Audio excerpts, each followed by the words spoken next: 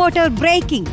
തിരുവനന്തപുരം കല്ലമ്പലത്തെ MDMA കേസിലെ മുഖ്യപ്രതി സഞ്ജു ലഹരിക്കടത്തിലെ പ്രധാനി. എല്ലാ വിദേശയാത്രകളിലും ഇയാൾ രാസലഹരി കടത്തിയെന്നാണ് സൂചന. വിമാനത്താവളങ്ങളിലൂടെ കസ്റ്റംസിന്റെ കണ്ണ് വെട്ടിച്ചാണ് സുരക്ഷിതമായുള്ള ഈ ലഹരിക്കടത്ത്. 1 വർഷത്തിനിടയിൽ സഞ്ജു കോടികളുടെ രാസലഹരി കടത്തിയതെന്നാണ് സൂചന. റോഷിവാൽ നൽകും കൂടുതൽ വിശദാംശങ്ങൾ. റോഷിവാൽ, സഞ്ജുവുമായി ബന്ധപ്പെട്ട് നമ്മൾ ഓരോ വിവരങ്ങൾ ഇങ്ങനെ പുറത്തുവിടുമ്പോൾ എന്താണ് ഇദ്ദേഹത്തിന്റെ രീതി?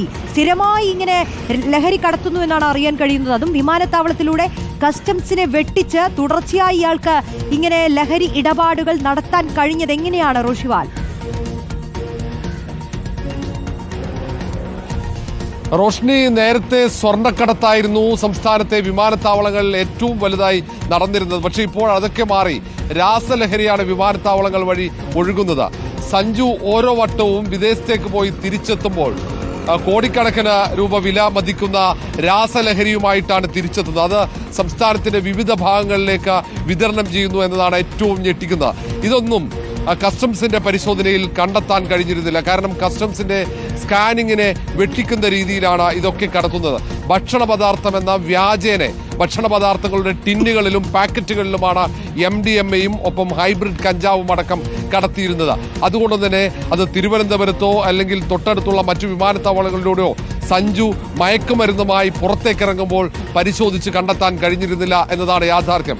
കസ്റ്റംസ് ഇപ്പോഴും ഞെട്ടലിലാണ്. കാരണം അത്രയും തവണ ഒമാനിൽ നിന്നും മറ്റു വിദേശ രാജ്യങ്ങളിൽ നിന്നും സഞ്ജു സംസ്ഥാനത്തെ വിമാനത്താവളങ്ങളിലേക്ക്, തിരുവനന്തപുരം അടക്കമുള്ള വിമാനത്താവളങ്ങളിലേക്ക് നിരന്തരം യാത്ര ചെയ്തു.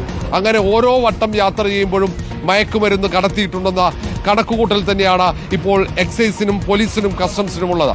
അതുകൊണ്ട് തന്നെയാണ് സഞ്ജുവിന്റെ മറ്റ് ഇടപാടുകളിലേക്കും കോൾ വിശദാംശങ്ങളിലേക്കടക്കം വിശദമായ ഒരു പരിശോധനയിലേക്ക് കടക്കുന്നത്. എന്നാൽ മാത്രമേ അത് എത്രത്തോളം അളവിൽ മയക്കുമരുന്ന് എത്തിച്ചു എന്ന് കണ്ടെത്താൻ കഴിയുകയുള്ളൂ.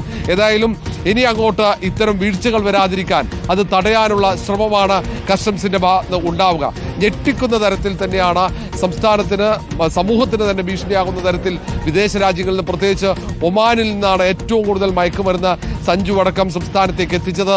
കരിപ്പൂരിൽ സമാനമായ രീതിയിൽ തന്നെ ഒമാനിൽ നിന്നും വലിയ തോതിൽ മയക്കുമരുന്ന് കണ്ടെത്തിയത്, പിടികൂടിയത് നമ്മൾ ഈ അടുത്താണ് ആ സംഭവം. അതിന് തൊട്ടു പിന്നാലെയാണ് സഞ്ജുവിന്റെ ഈ ഒമാൻ വഴിയുള്ള മയക്കുമരുന്ന് കടത്ത്.